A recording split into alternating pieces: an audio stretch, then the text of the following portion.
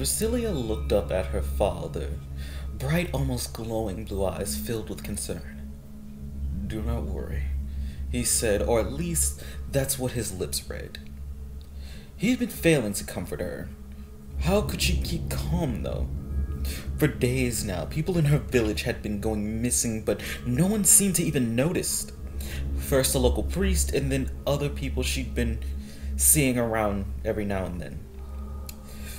But they could have just moved, right? She'd been kicking a ball around with the son of a local baker.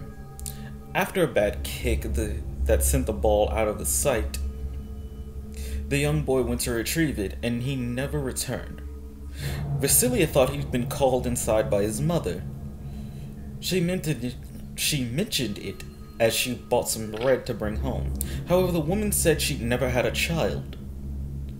How's that possible, she thought. People you don't really interact with is one thing, but how could a parent forget their own child? Even her father didn't remember the boy that she'd been friends with for as long as she could remember. As the days passed, Vasilia noticed that there were less children around. The adults were oblivious to it, though. It began to feel like she was the only one left in her village. She often wondered if she'd be the next to disappear as she looked at the abandoned toys.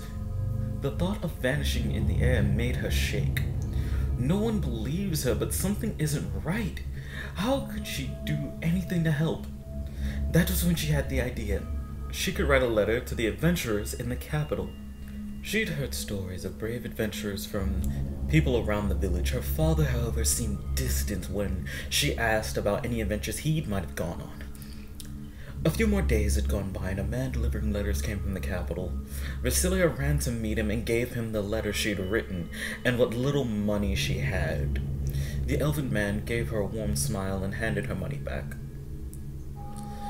"Don't worry, I'm already heading that way," he said as he patted her on the head. Taking a few steps past her, he paused and looked at several letters almost as if they didn't belong.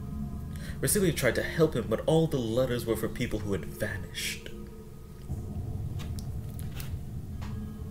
As more time went past, she began to become more concerned. Had they not gotten her letter? Did they not care? Were they not coming at all? Or were they just busy? Things were getting more and more concerning, and that's when she finally witnessed it. It was pure white like porcelain, and seemed to be moving like a snake. She shouldn't have been up at that time, but something had awoken her. As she watched this thing from her window, she became more and more disturbed. A drunk man had been walking around the streets that night, and it seemed like he didn't even notice the thing. It was right in front of him. All of a sudden, it wrapped around him and snatched him down to an alleyway. She screamed. Even though she could not hear it, she was screaming with all the force that her lungs could produce. Her father came charging into her room and held her tightly, doing his best to comfort her. Several people apparently had witnessed the man being snatched away as well, and they had ran into the alleyway after him.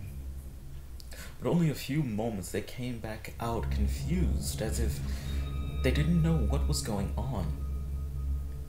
Vasilia could only hope that help would arrive soon.